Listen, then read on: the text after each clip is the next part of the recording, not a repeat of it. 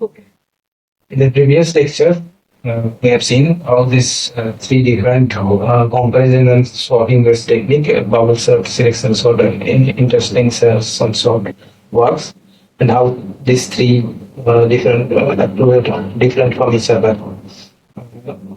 Bubble sort take the consecutive pair and swap the values. Selection sort select the maximum element and put it into the type position. And in the insertion sort, it first sorted the first two elements, then insert the third element into the proper position of the sorted list.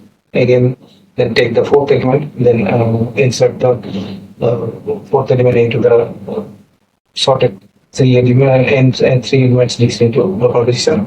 So like this, it insert the element into the rest of the solid list. So that is why it's and the name is came from the insertion. So in the next, we will see how we can implement these three different techniques simply in algorithmic form. So in the next slide, we'll try to implement this bubble sort techniques in the algorithmic form, step by step. So in the algorithm, first we take a list of numbers. Here the list of numbers of 5 elements. A is the list of numbers, and we take the n as input, that is the length of the list. Here the length of the list is 5. Now the first loop for I equal to n to 1. What is it for? It is deciding that n to 1. It is deciding the length of the list. Length of the list. So because in the first iteration the list length was 5, but in the second iteration in bubble sort we have seen that the largest element placed in the rightmost position. So the rest of the unsorted list become of size 4. In the next iteration it will be the size reduced to 3. Then in the next iteration it will be reduced to 2. So likewise, if initially length of the list is n, then gradually it will, in the first iteration length will be n, then in the second iteration the will be n minus 1, in the third iteration it will be n minus 2, like this.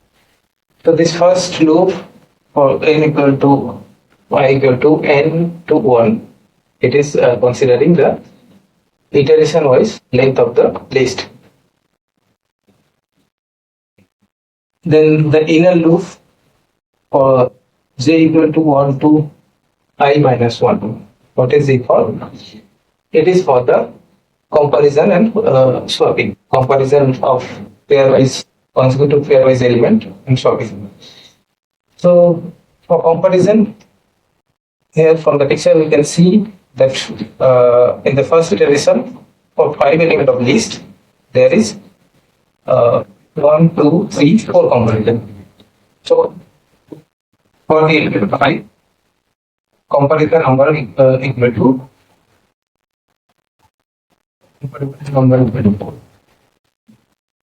So for n equal to 4, comparison number will be equal to 3. So like this. So j equal to 1 to I minus 1, because if length is I, then there will be comparison of number, or comparison number will be I minus 1. So this inner loop, first 5 step or n minus 1 step of each iteration. Now this E part is what? This pairwise comparison and swapping. So it is taking just if A, J and area plus 1, that is the jth element and the next element, and comparison whether it is less than or greater than just using a temporary variable, it is swapping between. If it is less than, then it is swapping between, swapping the position of A.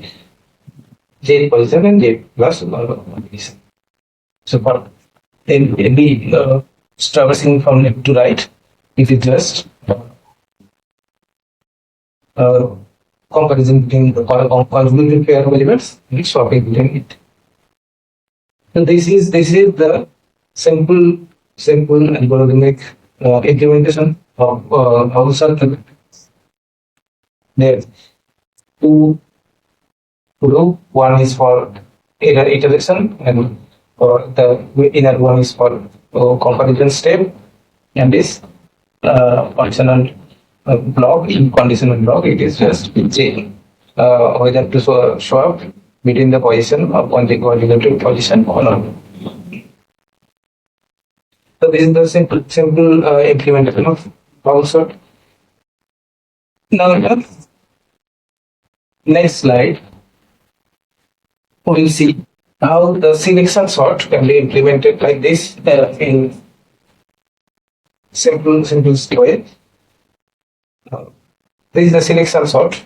Firstly, in the selection sort, what it is doing, it is traversing throughout the list and selecting the maximum element and positioning it into the rightmost position. So similarly in the similar way in the bubble sort, every time in each iteration, the unsorted list size reducing to one length, reaching its length in one position less.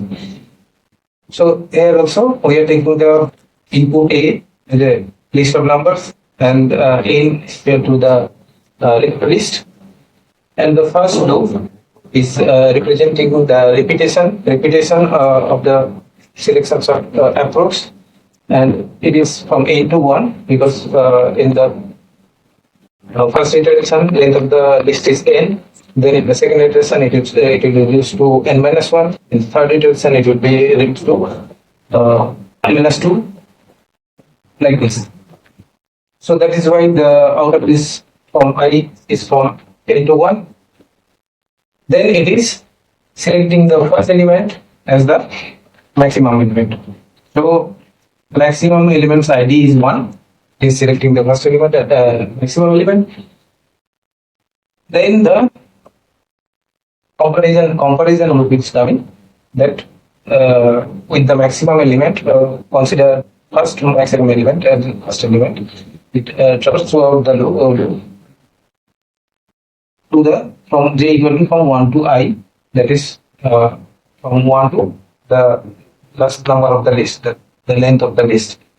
It's checking whether the maximum it is considered first one, maximum is less than or greater than. If the maximum is so finding the new to find the new maximum, it is doing this comparison. Then it is updating the new maximum index.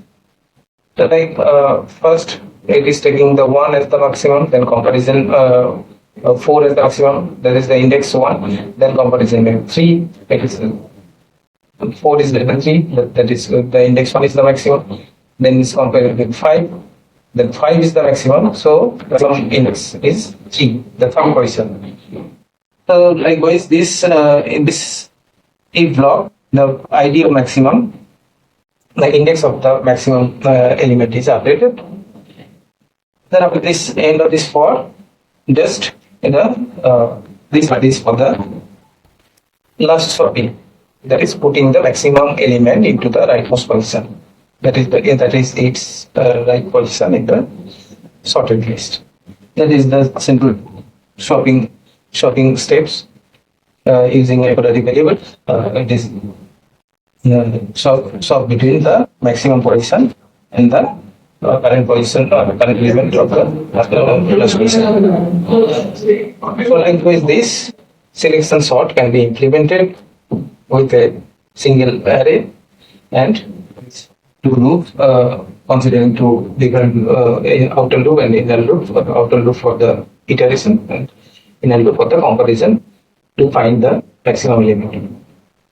So that was this. The selection sort can be simply implemented with this algorithm. In the next, like, please see how to be the insertion sort technique. implementing a Kubernetes step by step. So here we have take the index 5 and can be generalized into any number. So it can be any number 100, 1000. It will work. This algorithm will work. So in this slide we'll see the insertion sort, how it can be implemented. So in the same way, we'll take the list A, number of elements, then the length of the A is the length of the list. Then the first loop, and we see that unlike the bubble sort and selection sort, there is no repetition. It is a single iteration approach. So there is no repetition. Now, so this first loop for I equal to n. So why this position started from 2 to n? Because we are selecting the first element and considering that first element is a single element, trivial one, so it is already sorted. Now we considering from the second element. From second element to the last of the list, we are taking the elements and position it into the right position of the previously sorted list, previously sorted sublist. So the traversing will be start from second position. This, that's why we are taking from 2 to length of the list n. Then we are taking this element into another variable key, because we have to put the position of the rest of the element of the list. So we have to traverse the element to list of the length of the list n, and every time we have to take this element, whichever element we want to insert, we put in a temporary variable key. Then till what number we will compare, because we have to compare the list up to maybe the list, because we are starting the comparison from the last element of the sorted sublist. From the last element of the sorted sublist, we are starting the comparison, and until it is not greater than to any number in the sorted sublist, it will compare all the elements.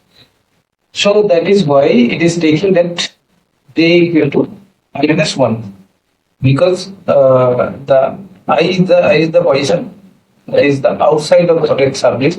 Like say here 3, 4 is the sorted sublist, and I is the fourth position that is outside of the next element of the sorted after the sorted sublist, and the length of the sorted sublist is then I minus 1. So j is taking the I minus 1. Started from the I minus 1, it is taking from right side to left side. So from I minus 1 to I minus 2 to I minus 3. So up to what? Up to this condition, whether aj is greater than p. That is, we are just checking whether 1 is greater than 5, whether 1 is greater than 4, whether 1 is greater than 3. Then it is not greater than, it is less than 3. So it need to check all the 3 elements and put into the first position. So like this, we have to check this element, which is the key element, and check all the positions until it get into the first position. So we started from the comparison from the of the sorted sublist, the rightmost element, then up to first position, and checking whether it is greater than or less than. Every time it is getting less than, it will again decrease the number j into j minus 1, because we have to check the left side element of the sorted sublist, because we first check the 5, then we have to check the left, check with the 4, then we check to left, check with the 3. So this is indicating this.